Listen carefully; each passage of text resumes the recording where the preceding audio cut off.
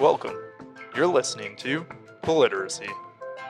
On today's episode, we'll be looking at the 2020 Alberta Budget, the emergence of COVID-19, and exploring the 2020 Democratic Primaries featuring Joe Biden and Bernie Sanders. Who's going to win? Let's find out with our host, Dr. Andrea Wagner. Good afternoon, everyone. Welcome to the second episode of Politeracy. I'm very happy to introduce my three wonderful guests, Najib Jutt, Dr. Brandon Boyd, and Alejandro Pachon. Welcome. Welcome. Thank you. Thank you. Maybe you should spend a couple of minutes introducing yourselves so we know exactly what your fields are and what your area of expertise is. Sure, I can start. So I'm Brendan Boyd, and I'm assistant professor at MacEwan University. My specialty is in public policy and Canadian politics, and particularly I research climate change policy and subnational responses to climate change policy, but I try to follow everything under the sun under Canadian politics. I'm Najib Jutt. I'm with Statecraft. I do campaign management, campaign strategy, just general political analysis. And I also have a podcast called Statecraft with Najib Jutt on YouTube. My name is Alejandro Pachon. I am a former public servant with the federal government, and now I am a research on policy and public policy with a union here in Alberta. Excellent. Okay, so today we are going to touch upon many topics. We will speak about the Alberta budget, we'll speak about COVID-19, and we will also speak a little bit about the Democratic primaries and the 2020 election in the United States. But first, let's start and discuss the budget. So the first question is, in this budget and the budget in the fall, Kenny and the UCP have faced a slow Alberta economy by following a course of cutting spending to eliminate the deficit in 4 years. This appears to be in the process of change to be more like the Harper federal government, in which Kenny was the cabinet minister, followed when faced with the Great Recession in the late 2000, right? Do you think that there will be a stimulus package that will be needed and introduced shortly? Well, I mean, a lot has changed even from 2 weeks ago when they presented the spring budget. Obviously, that budget was also based on an optimistic view of oil prices being 58. Yeah, Canadian 58 dollars versus the barrel. Below 20 that they are now. So they're going to have to, I think, relook at that. And also, I mean, I've seen a different Premier Kenny has started talking about stimulus, but the question is, where is that stimulus money going to come from? Obviously, he's looking for that $2.4 billion from the stabilization fund from the federal government, but considering what's happening now with the pandemic, where's the federal government even going to come up with the money when right now they're trying to allocate $1 billion so far to emergency health care and research for the vaccine? Brendan? Yeah, and so one of the things I've seen people already talking about is what type of different forms this is going to take. So will it take the form of EI changes or sort of temporary changes to make it easier for people to get that if they have to stay home, whether it's their job or whether it's their kids' schools or daycares that are closed, to be able to continue to pay the bills, pay their mortgage or their rent.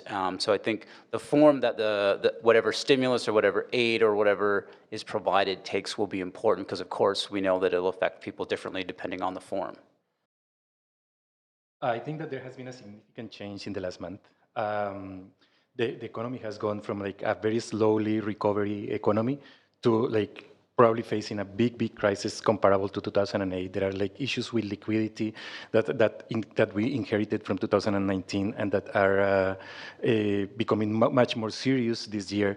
There are companies don't have cash flow, so the situation is becoming much worse than the government could have forecast in January, which is when they finish the budget. And I think that there is going to be a stimulus package from the federal government. And I'm not sure if the provincial government is going to follow through. Kenny has been requesting, he has talked about $10 to $20 billion that the federal government has to put towards a stimulus package, but he has not committed to anything in Alberta yet. So we know that there is a change in how the conversation is developing about the policies that need to be taken. But I think that there is still a lot to be defined in the coming weeks.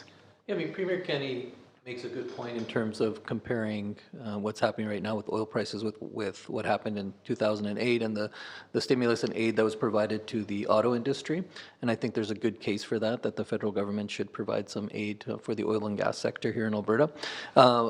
But there still seems to be an overemphasis and focus on oil and gas still in terms of where all of the stimulus and the aid should go. I still think that it's much easier to create jobs and much faster to talk about things like infrastructure and agriculture, invest in those sectors so that there's an immediate lift in terms of job creation versus, again, oil and gas is still highly dependent on oil prices. One of the things, too, with the 2008 stimulus, and as you mentioned, the sort of the bailout to the auto industry, is that came with some conditions, either directly or indirectly, it came with some conditions that led to either indirectly or directly some like mileage, what am I, the word I'm looking for, the CAFE standards, and trying to limit the amount of GHGs within the auto sector, right? And so they were developing more efficient vehicles coming out of that. And so there was an opportunity, I think, or a change that came out of that. And so one of the things I'll be looking for is what's tied to the aid, what is it promoting within that? Because it might give a sense of, is this an opportunity that the oil industry would look very different coming out of this, or the energy industry in general, if you want to put it that way, they would look different coming out of this. That's a great point, Brendan. I mean, it should. I mean, all taxpayer-funded bailouts should come with strings, and there's a perfect opportunity for the federal government to put in some of those stipulations. I think that any kind of discussion on what the federal government is going to do about the oil industry has to be tied to what's happening with the oil industry in the States, because that's like actually where a lot of the attention is going to be focused. The shale industry has been not very profitable, and there is a discussion of the possibility of many industries, many companies going under with the low prices. And it may be one of the targets of the Russians and the Saudi Arabians to like destroy productive capacity in the States. But Trump has talked about maybe like doing some stimulus specifically for the oil industry, and anything that happens here will be tied to that. If Trump pushes for that, the government here will have to do something about it too, and the conditions of it will be linked to what is happening in the States. Now, saving the shale industry in the States may not be a good thing for Alberta. It would be detrimental to like production, like to the market prospect in for Alberta oil. But yeah. Yeah, I mean, none of us have a crystal ball, but to me, it seems like there might be an opportunity to focus on Keystone now, if we think that shale is unprofitable in the U.S., and focus on getting our crude down to the U.S. again. But, again, I mean, there's still no conversations about refining our oil, right, and upgrading our oil so that we can take advantage of any margins that might be had there. I mean, this might be an opportunity to take a breath and if we do get some of this stabilization money and invest it in refineries.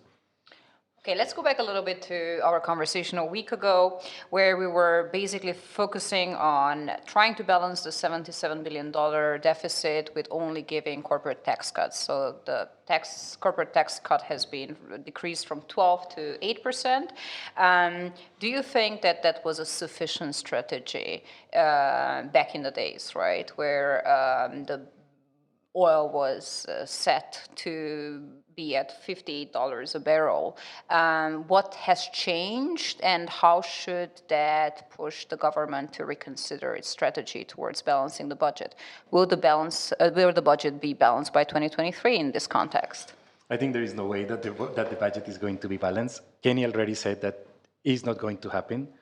And it's like the revenues of the province. The question is more like, of course, we all agree that it won't be balanced, but do you think that the deficit will grow?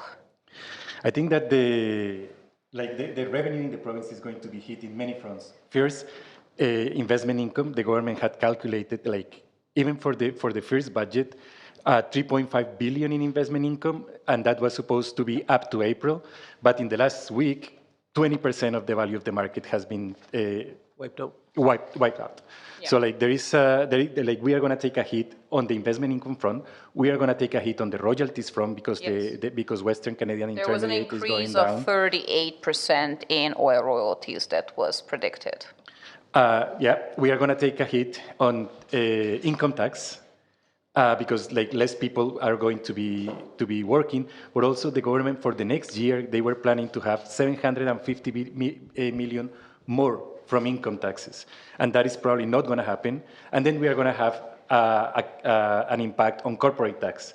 So because we are going to have like the revenue is going to be hit from so many angles, it is really going to be hard to keep Recover. deficit lower. Yeah, I mean, it's tough now to talk about a consumption tax, or like we like to call Sales it, tax. like we like to call it in Alberta, political suicide tax. Tax. But that is something that we should have been looking at from the beginning, is looking at the revenue side and what the opportunities are in terms of. I actually am more favor of a HST, a harmonized sales tax that we can just add on to the GST. Makes it much easier for business to administer, and then we get that income back from the federal government.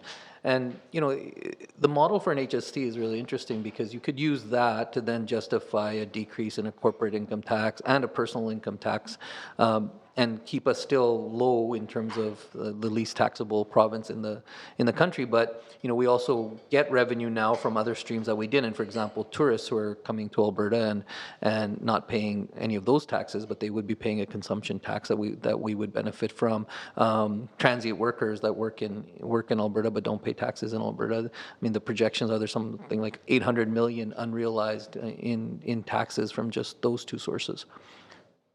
And it's interesting, like on the political side, it is a challenge. Like if you remember back, Gordon Campbell basically led to his unpopularity. His eventual resignation was basically saying that there wouldn't be an HST and then switching to an HST. It wasn't even instituting a sales tax, it was just switching from one model to another model essentially. And so it highlights how difficult the politics are around that. And so to me, I think I do agree that that's a discussion that we should have, but I don't see it being something that happens until the second term, if there is a second term for the Canadian government, and where they actually, whether through a referendum or whether they make the election a referendum essentially on that, to make sure that they have the mandate, because otherwise the Campbell example shows that it can backfire really quickly and how difficult the politics are.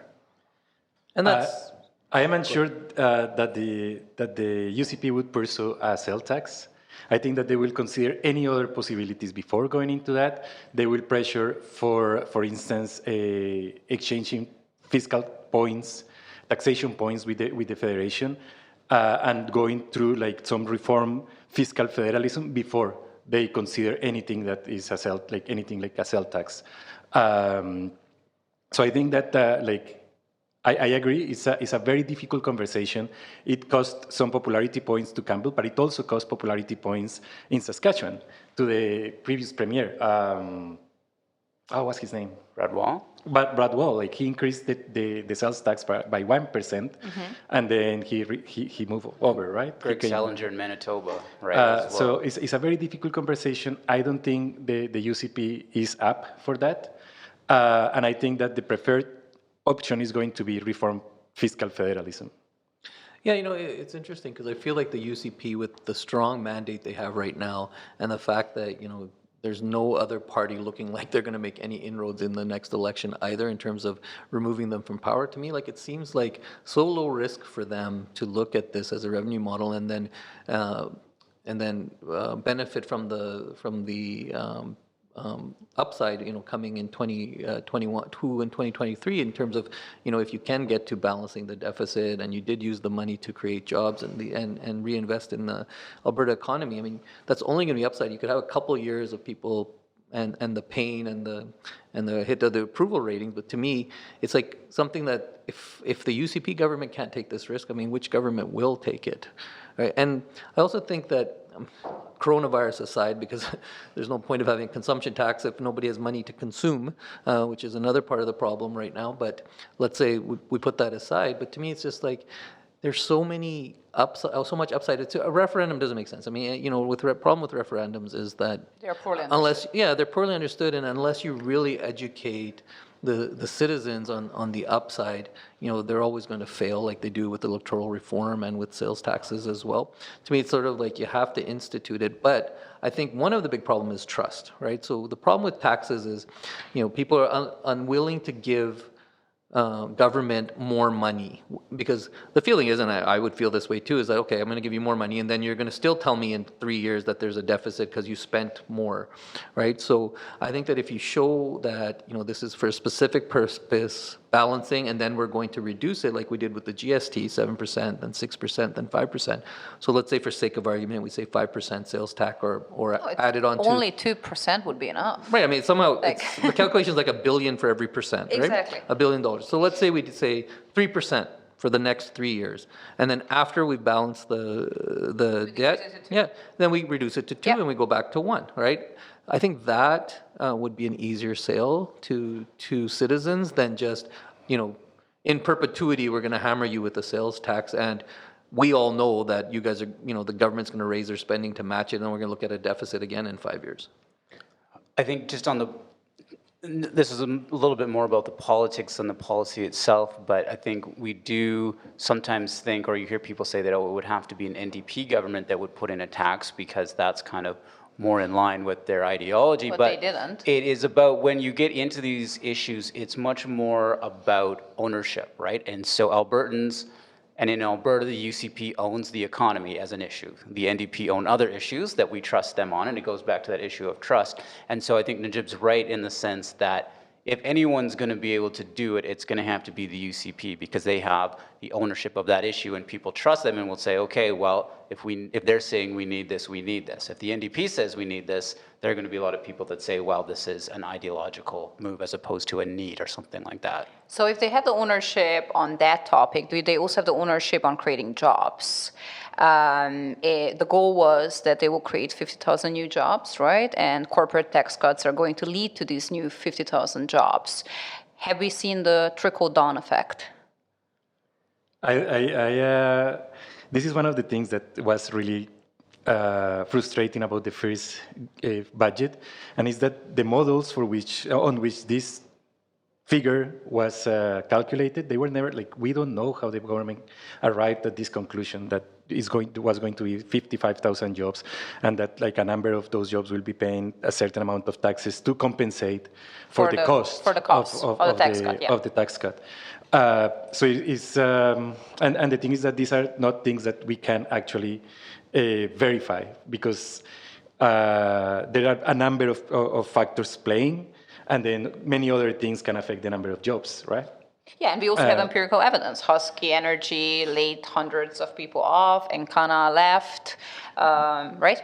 But then, the theory that was, we will give these tax cuts, and then people will use the money to increase production, to make investments.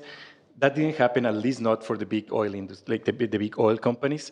They increased dividends, and then they increased profits, but they did not change the amount of investments that they were going to do in the province.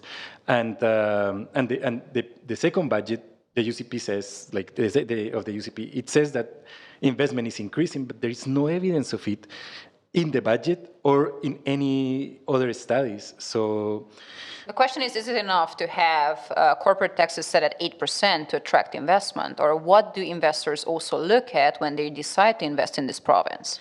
I think the best example is what happened with Tech Frontier. Right? It's a perfect example. Yep. If it was about low corporate taxes, they'd still be making that investment. And they were very clear. The CEO in his letter was very clear that that's not the reason why they're pulling out. The reason why they're pulling out is they don't think that this is a stable investment environment. That Alberta isn't, with the problems that they have with the Indigenous, with people, with the unstable economy, with the poor credible commitment on climate change. Climate change, right? Yeah. I mean, he was very clear in his letter that he actually supports the federal government's climate change targets. targets, right? So, and also, I mean, any press you've seen from Frontier since also shows that the sustainability is big to them. Just right? to quote it, they said they need a framework in place that reconciles resource development and climate change. Absolutely. So, and again, I mean, Husky just yesterday, I think, announced that they're going to decrease their spending and be based on the oil prices. So, you know, this is like a fundamental misunderstanding of how large corporations make their decisions, right? And Alejandro's absolutely right. If you get a 1%, 2% tax cut, you're going to put that into shareholder return dividend, especially when that shareholder return hasn't been up to expectations in the last 5 years. The second thing you're going to do is invest in technology. Okay, that's fundamentally because every job you can replace for a large corporation goes straight to the bottom line. So what they do is actually invest in technology to decrease the number of people that they have to hire, right? So this kind of incentive doesn't work, because at the end of the day, what do large corporations want? They want a place where they know if they make an investment, because they're making investments based on 20, 30, 50-year projections. They're not making investments based on what I'm going to save on my corporate tax return next year, right? They're making investments long-term, hundreds of millions of dollars. And what they want to know is that the place that they're making, let's face it, the oil's not going anywhere. It's in the ground here. And that the place that they're making this investment is a sound investment environment. Brennan? Yeah, and just so I guess this is a question more. Is there anything? One of the things that people will often say in this context is that it sends a signal. So it's more than just the specific return. It sends a symbol that the province is open for business, so to speak. So is there anything to that? I guess in the sense that in line with other actions that the UCP took, that even if it's not, say, the 1 or 2% cut in that return, it's sending the symbol that this is a business-friendly climate. I'm just putting that out there as sort of devil's advocate. Is there anything to that argument? Yeah, and we've been hearing that since Reaganomics, right, for the last 40 years, about this job creation and open for business rhetoric. And again, I mean, it only works if all the other variables are in place when a large corporation makes its decision. And the biggest thing is, what is my access to high quality, high caliber human capital? What is the chances that there's going to be any sort of political unrest that's going to keep me from establishing my goals, right? And third, now, obviously on everyone's mind is sound climate change policy, because I can't build a business for the next 50 years if you keep changing and I don't understand what I'm going to pay in terms of penalties for carbon emissions, for example, right? So those are the kinds of things that make a bigger impact on just my corporate tax. My corporate tax, I mean, my corporate tax is based on my profitability, so that's a good problem to have. But it's already the lowest in whole Canada. Yeah, so if we weren't attracting investment at 10%, why do we assume that we're going to attract it at 8%? Exactly. Yeah, and that's the other thing. We have to think about specifically the comparisons in terms of where and who a jurisdiction is competing with, right? Because just being able to say, well, we're lower than 80% of the jurisdictions in North America sounds nice, but on the other hand, like, how many do we actually compete with, right? That have oil and gas that we're competing with? Well, it's less than that. And also, I mean, I don't understand. I know that governments like to stoke fear in this regard, but the fact is, if there's a good investment environment in Alberta, the companies aren't going anywhere. They've already invested hundreds of millions and billions of dollars in their infrastructure here in Alberta to extract this oil.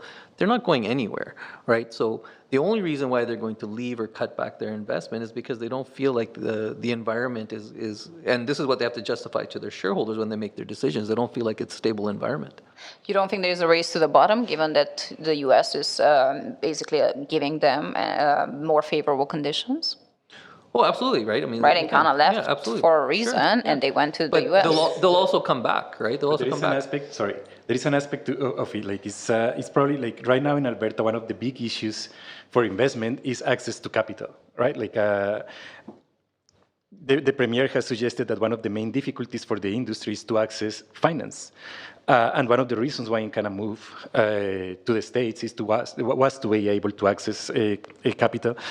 And the conditions for accessing that capital have changed. Like capital, the people who are financing big projects, they want to see a change in the emissions. They want to see environmental plans that are at least reasonable.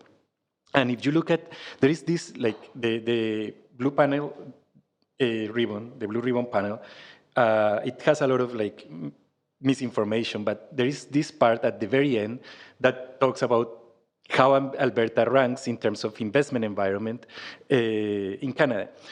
And the lower items are all related to environmental issues, right? And this is talking about investment. It was never really discussed in the media, but is there in the report that the panel wrote. This is the McKinnon panel? Yeah, the McKinnon panel report. And like, if you look at where the red items, because they are in red, items are all related to the environmental issues. So when an investor is looking at where to put the money, they look at a number of factors. Taxes is one of them, but also labor force, also how fast transportation moves, all these factors.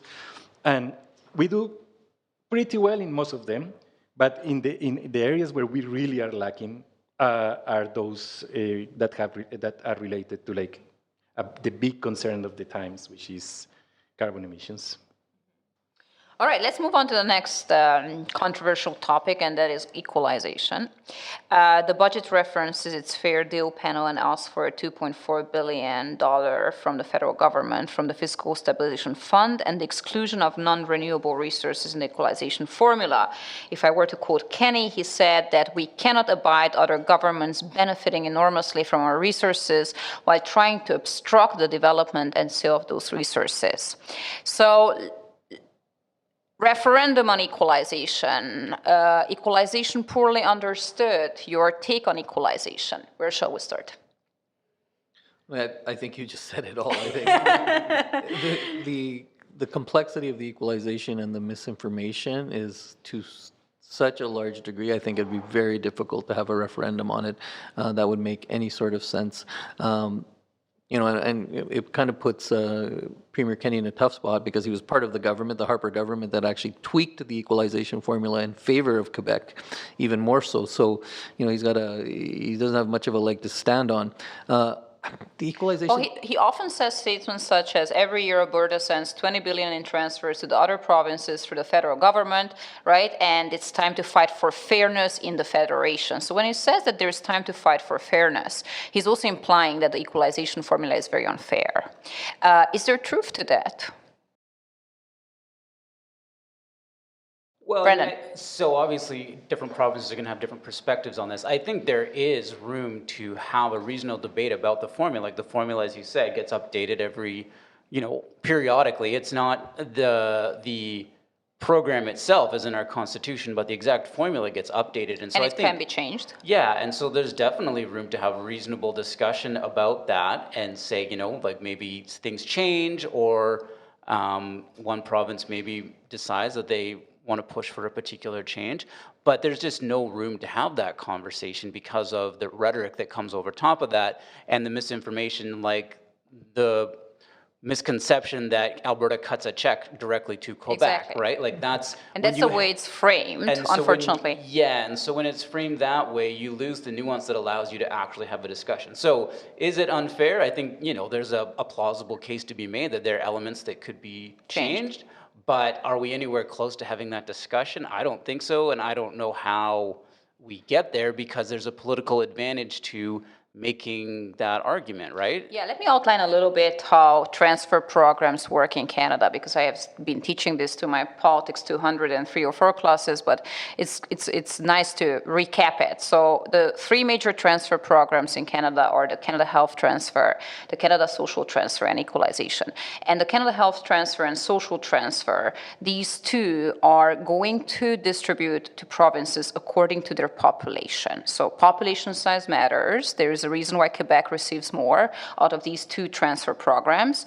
And the formula, when it comes to equalization itself, calculates how much a province revenue would be if all its tax rates equal the national average. And in that context, Albertans pay more because Albertans have more individuals who have higher than the average or the median Canadian salary, right? So still, right? So it's like in that context, Alberta would raise, according to this formula, $12,327 per person. Let's contrast that with Quebec that would raise $8,123.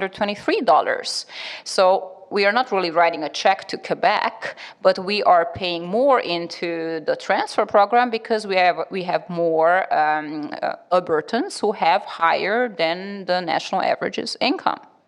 So can you explain that in 10 seconds? Because that's how much time you get in the media to... Okay, I would try. So there are more rich folks live in Alberta, and this is why we pay more. And we benefit from the fact that we have the oil, right? Exactly. Which isn't just ours, and it's everyone's, right? So, and the other, misinformation that always gets spread around is just that, this idea that Alberta is the economic driver of the country, which actually isn't true either. I mean, we're third in GDP. I mean, yes, we punch above our weight in terms of compared to BC, but, we are still third in GDP. So we are not nowhere near being the biggest economic driver in the country.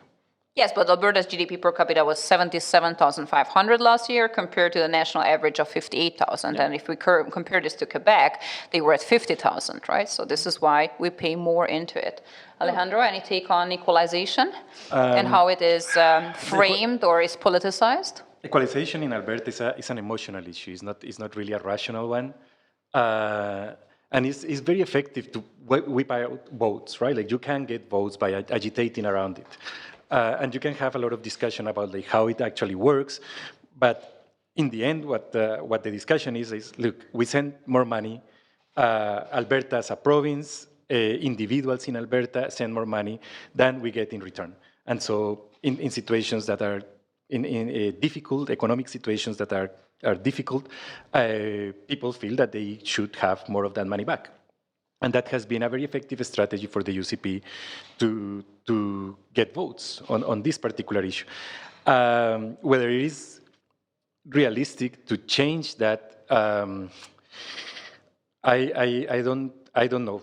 I think that the strategy is to have a referendum during municipal elections that will help bring out a lot of the most right-wing vote, the most nationalistic, independentist kind of vote. Amplify the exit noise. Amplify the exit noise and try like that would help also the UCP put people in municipalities and school boards if they can bring enough of that right-wing vote with this topic. But in the longer term, if the idea is to use that as a way of creating an opening to negotiate the equalization formula, I don't know the extent to which it will be actually effective. I think that rhetorically, the government is going to keep pushing it. I think that in terms of practicalities, they are going to focus on other issues like the fiscal stabilization program, removing the cap, which is a much more realistic thing, and one that actually the NDP and the UCP both share and have been working on. Increasing money from the federal government to support the recovery of all abandoned oil wells, which is also a shared partisan goal, creating jobs in the oil industry by recovering these assets, pushing for an increase in the healthcare transfer. So those are, like, I think, more realistic areas where fiscal federalism can be reformed. But I think that the equalization issue is going to be very important rhetorically, not really as a pragmatic thing, but as a political thing. It's up to Albertans to call bullshit, right? The UCP like to deflect responsibility into the NDP government or to the federal government. But the fact of the matter is we had conservative government here for 44 years that mismanaged our resources, right? They didn't invest in, this is actually Lougheed's principles of managing your natural resources, right? Save for a rainy day. Where's our heritage fund, right? Refine and recognize the margins and the jobs in your own province, and instead of shipping crude to one customer, diversify. We haven't followed any of these rules because, every 3 or 4 years we had this great boom where our one customer, bought our oil at $80 or $100 a barrel. When we elect leaders who do the tough talk on the campaign trail, they need to live up to that tough talk. And part of being a strong leader and making the hard decisions is also making those hard decisions that the citizens and your base may not like, right? And I think that's where we're really lacking right now. It's easy to justify cuts right? Because always the responsibility is going to fall at the end to the institution that actually has to make the cuts.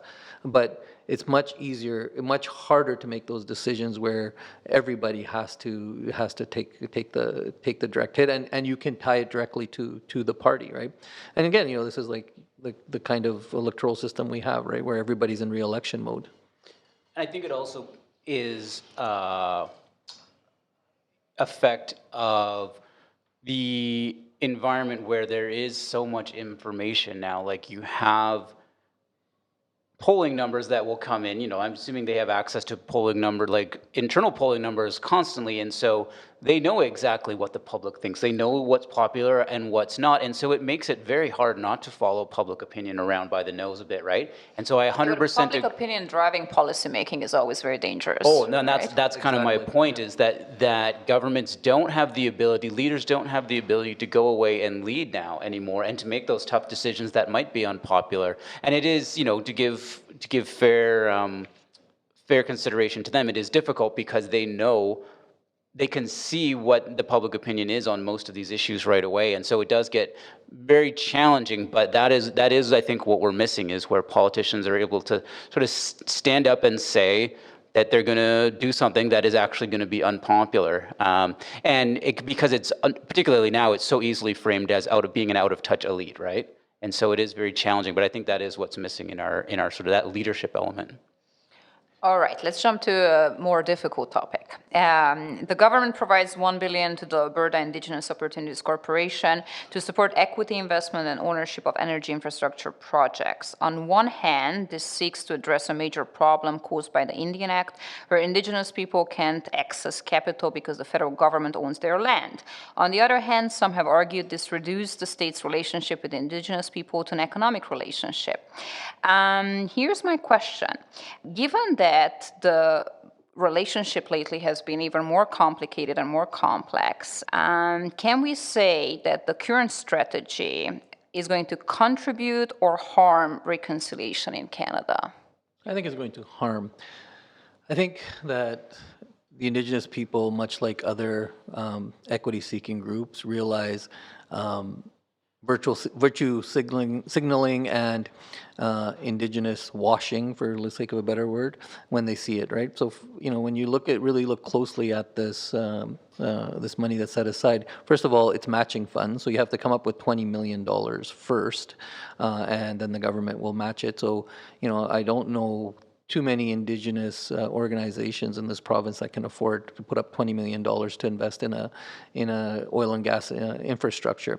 And it's all well and good if you can, but you're probably pretty well off to begin with if you can afford that, right? The other problem is that, again, this is this concentration and focus on somehow that Indigenous people only care about taking their fair share of the natural resources, versus, like, I'm pretty sure they care more about housing on their land. They care more being more included on education and curriculum. They care more about water. So I think they feel like, here again, because it benefits everyone else, you want us to focus on this area. The things that really benefit us and that we care about are ignored.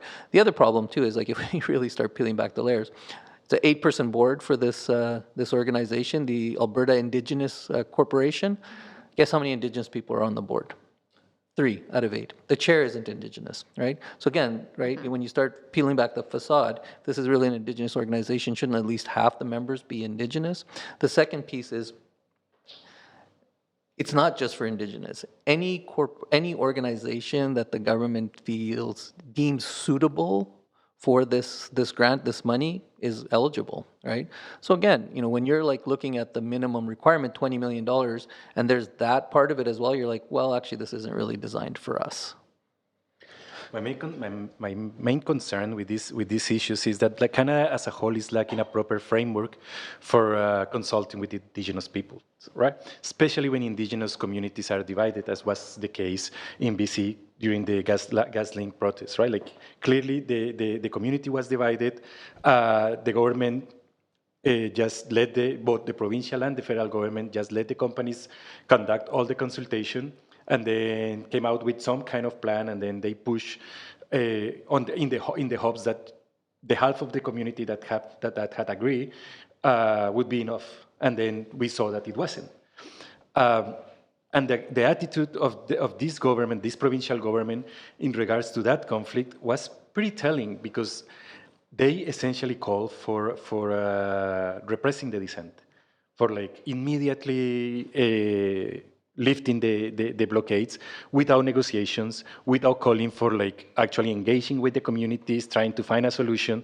And so that's very telling on the kind of approach that the government will take with indigenous communities that are divided or that are opposed to projects. And I want to link that to Bill 1, which says that land where infrastructure of critical importance is going to be built will be also considered of critical importance, and therefore is illegal to protest in those cases.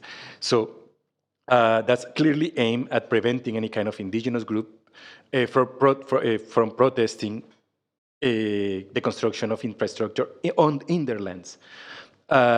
So the whole issue with the indigenous corporation is, could the government use money to fund indigenous groups or other stakeholders against the interests of indigenous groups, right?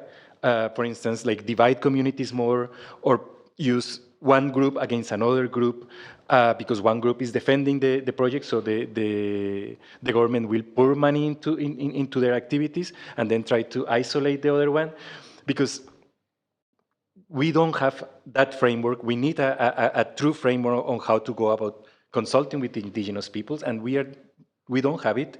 We don't have a plan to have it, and this government was kind of on the wrong side on how to deal with these things. Yeah, I mean, things like Bill 1 don't help, right? The Critical Infrastructure Defense Act, I love the use of military terms, which removes the right or the need for authorities to have a warrant before arresting or acting on protesters, right? Obviously, that's specifically designed to take on the blockades and the other protests that the Indigenous people are taking. So, you know, when you do things like that, I mean, again, you know, it's hard to talk about reconciliation when those are the major steps you're taking. When, you know, for all observations, the protests were pretty nonviolent, and people's right to protest and have tension with their government. So two things. One of the things I want to push back a little bit on the Crown Corporation, because I think I take seriously some of the points that you raised, but I wonder if it's a good idea that maybe has some challenges in its execution, because it does address one of those fundamental practical problems that Indigenous people face. And I take seriously your point about the amount of capital and the matching funds. But I wonder if it's worth something that, you know, maybe in a second iteration or over time, if it incrementally changes to address some of those things and sort of morphs into something that is more receptive, whether this can actually be something that is positive, because it is a big challenge that it's trying to address. So I'm willing to give them a little more leeway on that one, because I kind of think that that's an important institution. The second one, and an innovative institution too. The second one is around, I guess, sort of the Indigenous washing and that type of thing. And I think it's important to recognize that I think this happens on both sides too, right? And so there are environmental groups, and, you know, just speaking very generally, not anyone in particular, but that will take up Indigenous causes because it aligns with the interests that they have as well. And so it's kind of coalition forming that happens a bit on both sides. So in my perspective, like the situation with the Wet'suwet'en, where both sides, if you want to put people into sides in terms of industry versus environmentalists, got involved in a situation where the community didn't have any space to figure out what they wanted to do. And I think in terms of both sides, it would have been better if they could have been given the space to actually come to a decision. So I feel like it happens. Division within the Indigenous communities of how to move forward? Yeah, I guess what I'm saying is that I'm not sure that the rest of the Canadian state and the rest of Canadian society does any favors by when all of a sudden it's trying to sort of connect itself to different factions with the idea of supporting and probably good intentions, but potentially leaving no space to actually have that discussion within the community. Yeah, I mean, I think Indigenous communities have the same problems every community has. They're not homogenous, and they have their It own. feels sometimes as we would treat them as a homogeneous unit, Right, right? and we And we try to, and glance that's- over the fact that there are also factions within. Of course, right? And that's why even it's more important to have proper consultation. And again, it would be, and I agree with you, Brendan, that some steps have to be taken. I just don't think that when you're looking at it from their point of view, when there's this continual focus on oil and gas, when they have, they haven't had drinkable water on their lands for decades, right? They have poor education, poor housing infrastructure. I feel like, that is the issue, right? I don't think even these blockades are about trains and oil either. I think the blockades are about, hey, can we get some attention paid to the other problems that are happening for us and our people? And also, to me,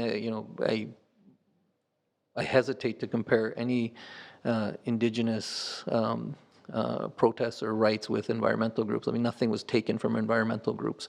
Not belittling the work that environmental groups are doing. Well, their but perception is that the future is taken away from them, right? So to be determined. But there's no question of what's been taken away from our Indigenous people. all right, so let's move a little bit to the next topic, healthcare. So the government has indicated it has maintained the level of funding for core services like healthcare and education. However, we saw protesters on the steps of the legislatures during the budget from public sector workers claiming frontline services are being harmed. Where does the truth lie in this dispute, and what is the future of relationship between this government and public sector work going forward, especially now in the context of a pandemic? Who wants to start? We're just looking at each other. Well, let the former public servant There, have the yes. first word on this. It is really hard to see how the crisis is going to impact the relationships between the government and different stakeholders, Yep. industry, labor groups, citizen groups. But on the point of the health and in general social services, the funding of social services, I think it is important to understand what the government is doing. It's like there is a tendency to compare the government with the previous Klein government that introduced major cuts in 2 years and then spent massively afterwards. But that's not what this government is doing. Like people have said that. What this government is doing is almost a copy of what the Campbell government did in 2001, in the first term of the Campbell government in BC, which is you freeze social investment in certain sectors, cut it in other sectors. So like the Campbell government froze funding of healthcare and education and cut about 25% everywhere else. And this government is doing pretty much the same thing. And you're saying it's So- not a cut, but in the context of population increase and inflation, it amounts also to a cut, right? It is a cut on the per capita funding. Yes. Right? It's not a cut in the total funding in nominal dollars, but it's a cut in the real dollars per capita funding. And so like you hear both narratives, but the government has refused to acknowledge that there is a cut in real dollars per capita funding. And that has impacted services because inflation keeps going up. And there is one thing that I find is like it has really impacted, especially school boards, is the increase in insurance rates. When the government removed the caps in insurance rates, a lot of public buildings have to pay higher insurance rates, like much higher, like 10%, 15%, and those costs were not funded. So like money needs to come from somewhere. School boards had to cut people or like cut services or increase fees. And there has been in the health sector, there has been discussion about like also cutting services or increasing fees.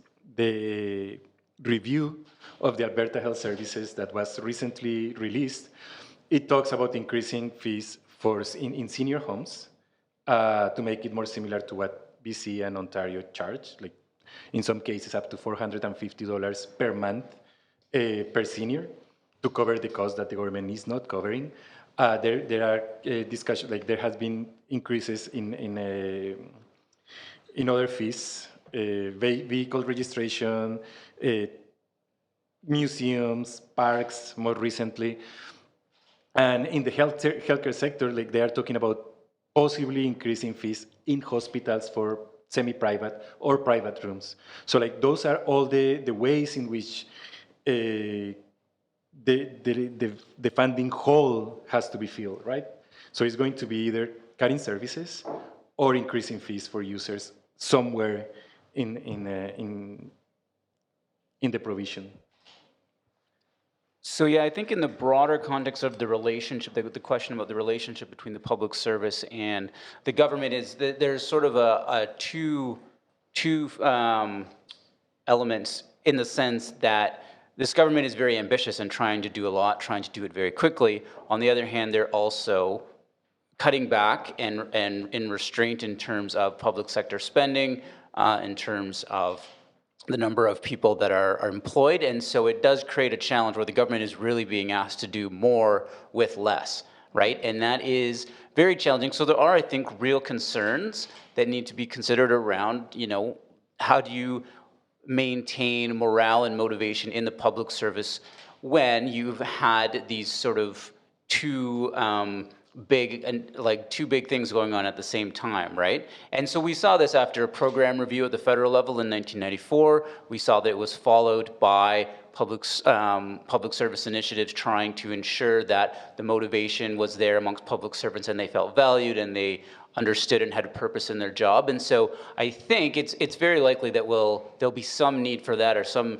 need to sort of shore up and understand and rethink or reaffirm what the role and the value of the public service is in the province. So I see that coming in the future anyways, after we go through this period. Well, what I could take away from our event on the budget on Tuesday is that public servants felt not valued. And I think that can become a problem in the long term. I know, but let's be fair, right? Like, it was the NDP government that froze any increases for 2 years, right? Very wisely, because it was a two ways to win scenario for them, right? Either they would still be in government in 2019 and be able to negotiate, or they leave someone else holding the bag, which is what they've done, right? So let's be fair in that sense, right? Because what the public sector is asking for is just what the NDP promised them, right? Not this government. So what I just don't understand, you know, and this is, again, you know, my feeling that our political system is just degrading itself towards and following U.S. politics, right? It's just like, to me, this is a perfect opportunity to display strong and clear leadership and just say outright. I mean, if, you know, and I thought that this is the stance that Premier Kenney would take, is just basically, listen, we all have to tighten our belts. This is the economy that we have. Nobody wants to look at revenue side. Nobody wants to talk about a sales tax. So our only option is to cut. So let's cut. You know, that sort of sets a table of where, you know, putting it back on the citizens to say, you know, this is what happens if you guys want to be the lowest tax province in the country and you still want world-class services. The money's got to come from somewhere, right? But, you know, but instead letting this opaque and vague languages, I mean, I got to think it's intentional, because there's very, very smart people working in government. So I got to think it's intentional, so that we keep, you know, having this conversation of who made the cuts and whether it's a real cut or not, or whether it's, you know, de-indexing. We're fighting over these kinds of things, and parks and these kinds of things, where it says like, hey, let's just be realistic that, you know, there isn't enough money, and if we want to go back towards the path of balancing budgets, then cuts have to be made somewhere, or else we all need to realize that the only option is taxation. Or borrowing. You can always borrow money. You can always expand your fiscal capacity, your fiscal spending. Especially when your debt to GDP ratio is the lowest in the country as well. Especially when there is, but I think that is going to be a really interesting thing to see unfold, because the government has cornered itself into we are not going to spend any money, we are not going to borrow, and then now the situation will require that they borrow more money and spend, or that they let the economy sink. Because the other two options, more taxing more right now or decreasing spending, are very tough, right? So there is the tier option. They can Yeah. borrow money. And I've always The interest rates are even lower now. Yeah, Kevin Milligan from UBC, an economist, had a tweet about that like the other day, just about how low the rates were, and then saying that there is at the federal level, this is at the federal level, but the idea that sort of the cupboard is bare, right, is not as accurate as it's. And the Money's interest so- rate may money's go so cheap even right now. lower. Money is so cheap. It is and cheap. No, I've always at this, sake of, or at the risk of sounding naive, but I'm not an economist. Like, I've never understood like this whole. It always seems conservative governments that beat this drum of like deficit and debt and our, generations and our children will have to pay this and things. And I'm just always like, well, actually, I've never seen after a balanced budget where it's just like, oh, all taxes are gone now. We balanced the budget. No more need for paying taxes. It always seems like the next deficit, the next debt, the next round of borrowing is just around the corner. So really, yeah, to your point, I mean, when you have such a low debt to GDP ratio and your money is so cheap, why not borrow for stimulus? Well, I think there will be some borrowing and stimulus, definitely. Let's focus a little bit on American politics. We already fought this morning with Najib on this issue because we completely disagree on Biden versus Bernie. So let's speak a little bit about the Democratic nominee. The likelihood that it's going to be Joe Biden is very, very high after the mini Super Tuesday and the Michigan win. Do you think that Biden would have a chance to win the 2020 election and defeat Trump? And how would that affect, of course, Canada and Alberta's economy? It is mesmerizing to see the Democrats rallying behind Biden. At the beginning of the elections, it seemed like all the hype about Biden having the most electorability, was just hype, and that was not going to materialize. And then before Super Tuesday, just no, the momentum started already in South Carolina, right? So we have Iowa, New Hampshire, and then we have Nevada, and then South Carolina basically ended with the African American vote deciding that Biden would be the nominee for that province. That change in the fortune of the Biden campaign is just mesmerizing. It's Jomentum, Alejandro. Jomentum. Jomentum, right? Like early state primaries are there to help the underdog. And believe it or not, Biden was an underdog in the first three primaries. And then something can change. Like Iowa made Obama become the winner. But I almost feel that the Democratic Party has decided that another Trump presidency is not that bad, and that they prefer that to having to Biden is not a Mitt Romney. I would disagree with that. If that's what you're trying to argue, that Biden is a Mitt Romney and they just want to have somebody and then let Trump win again, and then they will have a better candidate in 4 years. Biden isn't a Mitt Romney, but he is a Hillary Clinton.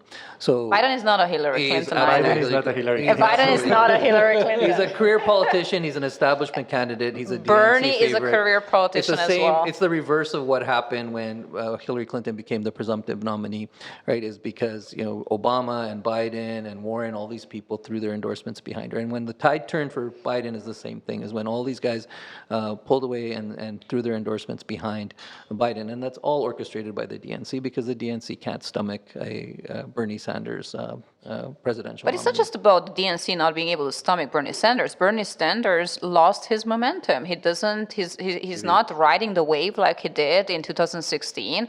Millennials are not feeling the burn anymore. They're not showing up for him in the primaries. Why are we assuming that there is a demand for him to become the nominee? He lost the African American vote. The Latino vote is so-so, right? So I think Bernie's doing. Naive to assume that. Are you calling me naive, Najib? I think it's I'm very pragmatic. I am speaking from someone who's run multiple campaigns. I think it's very naive to assume that the party does not influence these kinds of things. Of course, the party influences machinery behind it. you makes all the difference in the world. In nomination contests, party machinery makes all the difference. We behind should you. And I've not seen it disregard. over and over. Bernie is not a victim of these I primaries, don't think Bernie's a victim right? either. Although, I mean, if you saw what happened in July of 2015 after Hillary Clinton became the presumptive nominee and WikiLeaks released all the emails, and the chair of the DNC had to resign because there was a concentrated effort to deride Bernie's campaign. If you don't think that's happening now, then you are naive. I don't think it's happening right now, and I also think that Bernie has committed some serious mistakes. I ask myself the question: Name a mistake. Why is name a it. mistake Well, that Bernie's with Warren, for instance, right? With Like what? Elizabeth Warren. Well, Like what? they had the debate over did Bernie actually say that a female And did he say nominee. it? He says he doesn't. You have a So he nominee, said you have a nominee he's- who it's just in he's- the media yelled at a voter, right, and nearly verbally assaulted a voter. When has Bernie ever done that? Where's the proof that Warren? You know why Warren said that? Because Bernie was leading, and Bernie had the momentum. I don't think that's why she said it. Where's the proof? There's more Where's the proof? credibility for me. Anybody for can say but anything just to deride a campaign and to smear. I don't think this deride but his there's no campaign. proof. It's- Versus there's proof over and over again about Biden's gaffes, over and over again. You can't say that just because she accused of something that's a gaffe. There's no evidence of it. It is interesting to see like that. This has been more. This is a more we have more passion behind this than Albertan I'm not arguing politics. that Bernie should be. I'm not arguing that Bernie should be the candidate. I don't think If Bernie would be I don't the think candidate, Bernie can't win the electoral college. Of Absolutely. course. Okay, then Okay, he let's can't agree. win the Let's have the electoral college, okay? least common denominator. But We cannot. let's elevate the conversation, Andrea. What are we going to get from Biden being the nominee? We're not going to get anything We will different. have, and with we I mean those who do not want to see another 4 more years of Trump, will have the opportunity to win the Rust Belt states. And if Michigan, Pennsylvania, and Wisconsin is won by Biden, he wins the electoral college vote. It's pragmatism. Pragmatism 101. Whiteboard, This is assuming whiteboard analysis that was done when not- these same arguments. And remember, Obama, about a week before the election in 2016, told Trump that he would never be president because of polls, right? So there's the same analysis that I heard in 2015 about why Hillary Clinton was going to wipe the floor with Trump. Because what everybody forgets in those analyses is the emotional part of voting, right? So the fact that anybody would even say right now that Biden can win the Rust Belt is like the most you have a very, very misunderstanding of how people vote. Trump's base is only growing. Not There's no necessarily. evidence that his base is Biden shrinking. is the only centrist candidate who is able to get the median voter. So for that, you have to read up on the and median what is voter, Trump- right? what- In what- in There order, is no medium voter in this. Yeah, exactly. There is no no, there median is in vote. these states, and in There these is, like, states, the median the voter medium- very the much median- is Absolutely The not. median voter is a statistical construct that adds people who have extreme positions on some issues and Exactly. extreme Not positions necessarily. on other issues, in and a then make it a positively middle. skewed It's just income people turning out their distribution, base. right? Sorry? So it's just people turning out their base, essentially? Like if there's no median voter to compete over, then essentially it's just who can get the most of their base to turn That is out that, on that, that that is day. like one of the Absolutely. issues that has been discussed in recent elections the most. Is like, it's not so much that you can turn voters. It's like, can you bring your voters out and Absolutely. support Okay, you? so That's we'll also just, affect That's things like- why so that we is- saw in our federal election everybody huddling around the center, right? Because that's where everybody thinks the votes are ahead. The median voter is like as more and more because politics, again, behind understanding corporate marketing, don't understand the difference between demographics and psychographics. Until politicians and parties understand how important people's values are in terms of they vote, this idea of a median voter does not exist. But what about, so what about the people in like suburbs? People continue to talk about the people in suburbs around particular cities, those particular areas that potentially could be swing voters. Like how big is this? Like you're Base. saying, like it has to exist to some extent, I guess. The question is, like you're saying, it's basically none of these suburban voters they're all made, their mind is made up too?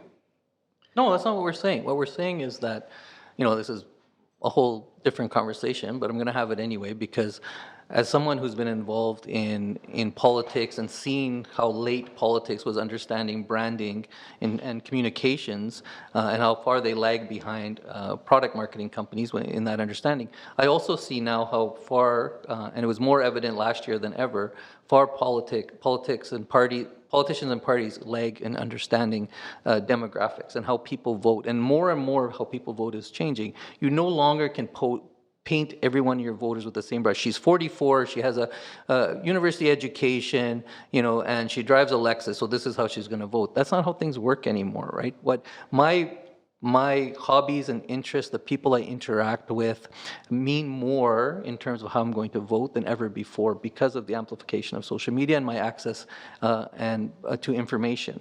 Right? And politics still don't understand this. Is why this idea of like this median voter and then whenever analysis you see from all the different ways that a Biden can win the electoral But it's college. important But when that- you look at the analysis of why people say Bernie The can beat American Trump, it's white all based working on class, values. The American white There you working go again, class. you're looking at no, it is important. demographics. Demographics is important. The American white working class will never give their vote to Bernie. The only chance is to receive some of these votes when it's very important in Rust Belt states, and these votes should go to Biden. That's the only way the Why Democrats didn't they have a vote chance. for Hillary? Well, because Why there are didn't the many white working reasons. class come out because and- the white and elect working Hillary class was Clinton? very disenchanted by Hillary once she called them Oh, the and they're basket very of enchanted by Biden? Much more You're telling enchanted some by people Biden. are going to be a Biden? Much and more. They're going to be more And by Hillary a is a guy woman. who Let's not gave his forget. son a $50,000 a month job. Trump is going to tear him apart on those things alone. Okay, he's going to tear him apart on nepotism, elitism. And you think that Trump would have not turned Bernie Yeah, but here's apart the on difference. socialism His and base doesn't communism? care. Trump's base doesn't care. Okay, that's the difference. Trump is who he is. That's how he got elected. Yeah, and this is why now the question there's is what happens with the surprises. indecisive In the voter? last 4 years, like people keep talking about Trump's leadership skills and his corruption, etc.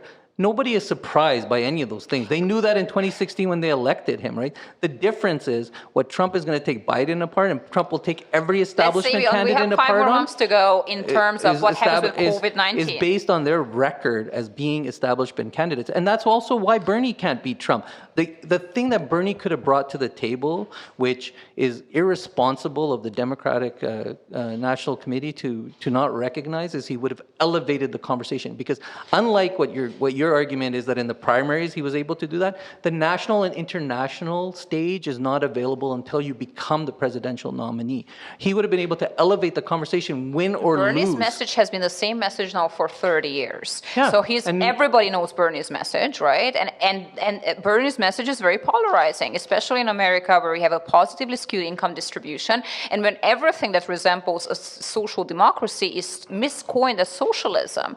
So I think Trump would have had How a do you very think- easy... Andrea, how do you think people are going to overcome that? They're going to They don't overcome have to that by overcome having it a because Bernie's not going to by be the getting nominee. a presidential nominee a chance to actually show how he can implement those ideas when he's actually the presidential nominee and But it's has a hard- chance of it's winning. hard, but right? Bernie's But platform is a suffocating him very and choking out expensive his campaign, platform. suffocating and choking out his campaign just because he's an Nobody's independent. suffocating or choking his That's campaign. what you think, but that's not what the evidence shows. No, but they are- This just happened in 2015. Why are In African 2015, American? The Okay, DNC let chair me just say resigned, something, Andrea. Najib, Do you because I'm think saying that- something do you important. think that people just resign The for no Democratic reason? nominee cannot win the election if they do not have the female African American vote. Bernie failed to get the African American vote, and the question is why. He is basically saying about why do people vote against their own interests, Andrea? It's not that voting about. Why it's not do just people that. vote? It's Do you not think just that? Do you think African American people don't believe in the things that Bernie wants for them, like Medicare for all? Do you think that that's what I think what's happening? Do you Bernie's think that campaign has been too his, white. His idea to abolish ICE. Do you if- think African Americans are like, no, we really want ICE? No. Like, If Bernie, you have to understand the there's a mechanics, okay, and disconnect. who it benefits. And this is what most people who do these just whiteboard analysis never understand, right?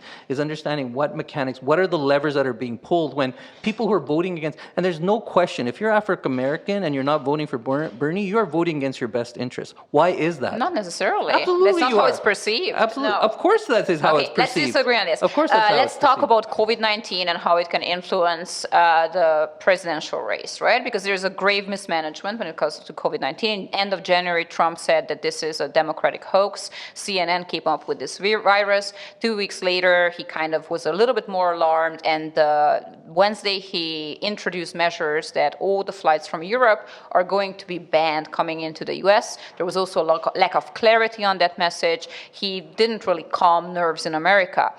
Do you think that And in today times... he declared a national emergency. Today? An hour ago. So now we have now he declares a national emergency. Do you think that the mismanagement of COVID-19, and America is not prepared for a pandemic right now. They have 28 million people who are not insured, and they have 11 million illegal immigrants.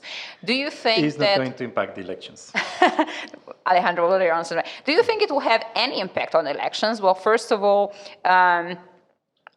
what are the short-term implications of this, and are there any long-term implications? And with long-term, I mean, of course, November 2020. It's not going to impact. I don't think it's going to have a big impact on who gets elected. Partially because already Trump is preempting the field, like he is already striking. he already is tweeting Sleepy Joe, because that's how he refers to Biden. Yeah, would that have the same thing for Bernie? He would have been like Sleepy Joe. Yes. Managed the N1H1. He was the vice president when that hit, and then there were 17,000 dead, right? So as long as COVID-19 does not surpass 17,000 deaths, Trump will always claim he did much better than Sleepy Joe, right? So I think that in that sense, is in the management itself of the issue, that may not have a big impact on the elections. But now there's a demand for Medicare for all, right? Now even Republican voters, when there's a crisis... There was a demand for Medicare for all when Obama was elected, right? That was one of his big issues in office. And he negotiated down a lot of the things that he had promised. He had to, because there was a filibuster threat in the Senate. So there is, like, that was afterwards, right? Like the first term of the Obama, he had bought houses. So like, I don't think that that's going to be a strong point for the Democrats, especially not for Biden, because he is like, Trump already tied him to like all the deaths that happened in the previous virus, right? And I want to go back a little bit to the issue of electability. One of the things that is concerning about Biden, independently of the conditions on which he is elected as the nominee, is that the campaign is hiding him, right? Like the campaign doesn't want to show him a lot, is trying to minimize his public appearances, like requested that the debates are seated, like that they don't want to do it standing, and all those things. And like there is concerning signs of declining cognitive capacities in Biden. Like maybe that's the case, maybe it's not the case, but that's the image that he's portraying, and because of that, I think it's like his electability is like, if he's going to be hiding, and if he's not going to have, like, Trump has rallies where he speaks for an hour. Those rallies are going to be hours. also canceled with the COVID-19 outbreak. So Yeah, but Trump... I'm not talking about the rallies itself. I'm talking themselves. I'm talking about the energy that Trump has to campaign, and if the candidate that is going to counter him not only has all this record that doesn't really make him much better than Trump on issues, but also is not up to the fight in terms of the energy and the mental acuity that is required. But there's no mental equity coming from Trump. Like, he cannot really combine two coherent sentences. all of our like, choices, But he doesn't all of our confuse- choices are pushing 80, right? So none of these guys are going to win any debates based on mental and physical stability, right? Both of them are two white old men, right? So I don't think that's going to be an issue. But I mean, you're absolutely right. I mean, Trump, to me is always amazing, the energy he brings, considering, his doesn't seem like he's in the best of health. But I don't think that that's going to be an issue with Biden. I really think that it's going to come down to exactly what it came down to in 2016, is establishment candidate versus non-establishment candidate, which Trump still positions himself that way. But The there's other a aspect is the desire... impact on the economy, right? Like not the management of the crisis economic itself, crisis. but If there will what be an happens economic with the crisis economy. coming because of COVID-19, that is going to increase the chances that Trump is going to lose the election. If there will be a crisis looming, and it will be, if this COVID-19 will be mismanaged, that will basically cost Trump votes. I don't know how we can disagree on that. Anyway, Brandon. It may be harder for him to inspire people to Because come your out. assumption is that when Trump loses votes that they go to Biden, and they don't. What is going to happen in that case is very low voter turnout and people staying home. I don't see and this that is also, because like, again, Trump is very polarizing. This will this be is an also a anti-Trump misunderstanding election. of people who, have their debates on Twitter and, on social media, and a misunderstanding what the real lives of average citizens are like. Okay, people just think, why can't you go vote? It's only 10 minutes of your time and you get an hour from your employer and stuff. Well, actually, if I took the bus to work, that's a big deal. And if I can spend that 10 minutes sitting down and getting off my feet rather than going to vote, I'll do that. If I can take that hour and go for a break and buy groceries so I don't have to do it on the weekend, I'm going to do that. Especially when I don't care about either of these guys. And I don't think either of these guys are going to solve my problems or cares about me. I think Trump is Inspiring polarizing enough politicians- that you have a feeling about it. You either detest him or you're supporting not him. as strong, and no one is going to. And what you're saying is Biden is going to inspire people. Come No, on. I'm not saying that Biden's Biden- going to inspire people want to to go. say something? Okay, how about we let Brendan talk? So, a couple of things. One of the things I was going to say is that I think we don't want to continue to underestimate Trump's ability to deflect blame. So, even in a case where there is a national emergency, a crisis, it's not clear to me that that's going to stick to him, that he's not going to be able to blame whoever else and deflect any sort of blame for his administration. So that's one thing. I think that's tough. The other thing is I think Najib is right in the sense that you could, I know there are people that would feel very, very strongly about voting for Trump that would also not care about politics and just not vote. Like, it's a very weird sort of thing, but I think that element of like, it's hard for us to imagine people that follow this constantly, and it's part of our job to imagine and get in the headspace of people who follow politics 1% of the time or 2% of the time, right? And so it really is, it gets back to that point about turning out a base where you're basically you're not worried about flipping anybody's vote, you're just trying to get people who might stay home to come to the office. And then that ground game, You want to right? change that? You want online people who voting. voted- You want to change that? Don't give an hour off. Najib, Make it a national it will paid not happen in holiday. 2020. You want people to go out and vote, and you want people to actually make a choice. Let them vote online. Let them get a national holiday so that they can actually go vote in peace and do the other things. And a national paid holiday, right? Some of the things that Bernie talks about is what if you really want to mobilize an apathetic voter population, that's how you do it. You don't just do it by saying that, oh, Trump is so unappealing to people that people are going to vote for Biden. That isn't going to happen. The other thing I wanted to point out too was that it is easy to get focused on the presidential election and not think about what happens after that, because so many times you saw it with Obama, and you even see it with Trump.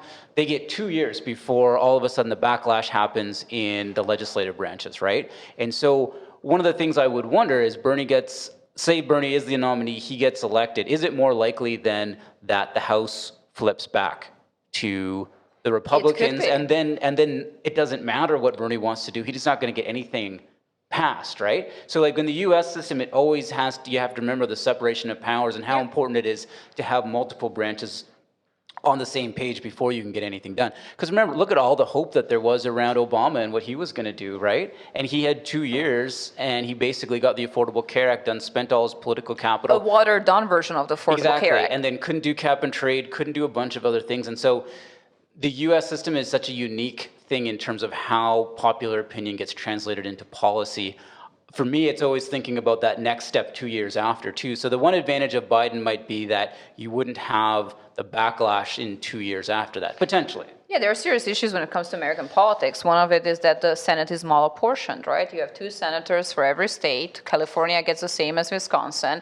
There is the filibuster threat. You can pass legislation in the Senate with 51 votes, but the filibuster threat, need for cloture, demands that you have at least 60 votes to stop that. So you have to have at least 60 senators to be on one issue agreeing in order to pass legislation. And when you have high times of polarization and partisanship, the Senate doesn't get anything done.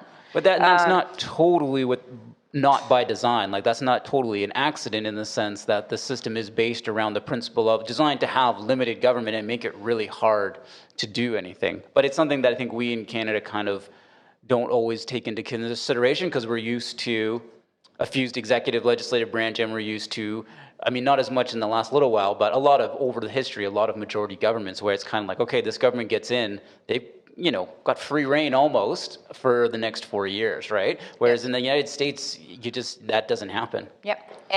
Okay, so how would that affect us? And I assume is there a consensus that Trump is going to win 2020? Am I the only one who is holding on hope that Biden is going to be able to mobilize enough? Biden is the nominee, Trump is going to win. Okay, so let's have some bets, so $10 bets. Brendan? I think he has a chance. I mean, I'm not going to predict who's going to win. Give me a probability. You're not. No, but because Well, now, he may have COVID-19, so maybe he won't be around. Yeah, I mean, that's the thing. Just think of how much has changed in the last 2 weeks. So I think there's definitely a chance. For Biden to win? Yeah, for Biden to win, there's a chance. Najib? Bold predictions is part of my is a hazard of the occupational hazard. So you make bold predictions because you only have to be right once to be seen as like a soothsayer. Exactly. You have a Right? probability of exactly right. 50%. So, but I mean that's not why I say Being that. right. I just like I did in 2015, I will predict that Trump will, if Biden is the nominee, that Trump will win. For all the reasons that I've already said. The other reason too is, this is just for interest's sake. So in 2015, whenever my American friends told me that Hillary's going to win, I was like, can you guys tell me a time when you guys haven't elected a celebrity? Sonny Bono, Clint Eastwood, Reagan, Arnold Schwarzenegger, Jesse Ventura. I'm like, if you guys can tell me a time when you guys, this is serious, Is Trump right? a celebrity? Trump was a celebrity before he became a reality star. All right. Trump in the 80s and 90s was a poster child for wealth and success. True. Okay? So he was on every magazine cover that you can imagine. And his reality show much later was very popular. Trump is by all markers a celebrity. He's and an a huge entertainer. celebrity. We do have to give him credit there. So, that's part of it too, right? The celebrity culture that, Americans idolize is a big part of it as well, right? Because he was able to create this persona of the successful businessman that makes the tough decisions that he wouldn't have been able to do without that vehicle. And not to belabor the institutions here, but the U.S. system, a presidential system, does allow for that a little bit more. People are voting directly for Trump, right? Exactly. Okay, so 4 more years of Trump then. According to the gentleman here, I disagree with that. I think Biden has a very good chance of winning. Climate change and COVID-19. If you look at pollution in China, it's drastically down, right? Well, are you referring to this? The slowdown, right? The Yeah, so the same thing happened in 2008. If you look Yeah. at the trend of emissions, everybody's emissions go down. In 2008, start to creep back up. The thing is, there's 2 ways that you can reduce emissions, right? You can reduce them by total output, but you can reduce them by the per capita, the per unit of energy output or unit of economic production per capita or per unit of economic production. It's much more effective overall, or much more easy to take when we reduce those by technology, right? So as much as, yes, it will reduce global emissions, ideally we want to have the same economic growth, but to decouple those 2 streams, right? So that you can have economic growth without emissions growth, ideally. So it does reduce our emissions, but I would say not in the way that we want it to. Well, I think this is an important time to reflect. I think these opportunities, as tragic as they might be at the time, is a good way to look at our behavior and our consumerism and our unfettered capitalism. I think that when you see people fighting over toilet paper, that's not something to ridicule. It's something to actually be very sad, frankly, to see that and see that how easily it is that we are panicked into thinking that material goods are going to solve our issues. I think that this is a good time to really look at really understand how close we are to that of the total destruction of everything that all the material constructs that are around us, and to also look at being more sustainable and not depending on government to take care of us all the time, because those are the first things that are going to disappear, right? So I think that that all of us should look more at how can we grow our own food and how can we be more self-sustainable, which again will help for the environment as well, right? Growing things and again there's such little focus on agriculture, and when we have the climate change discussion, right, and encouraging people to, the last I checked, the growing green things is actually really good for the environment. But the pandemic, we are hoping that the pandemic is a very short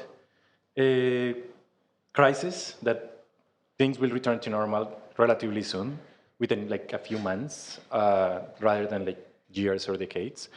I don't think that in that sense. Yeah, but it doesn't mean that the costs of the pandemic a long impact are on I don't think it will have a long impact on environmental trends and emissions trends. I think it will have a short-term impact, especially if the economy as a whole slows down.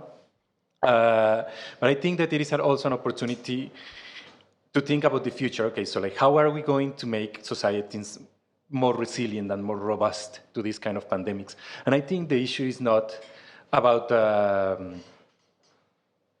improving financial markets, but improving social services. Like some of the problems that we are having to control the pandemic are related to the lack of sick leave, to the lack of proper senior care, to the lack of affordable childcare and substitutes for when childcare is not available during crisis.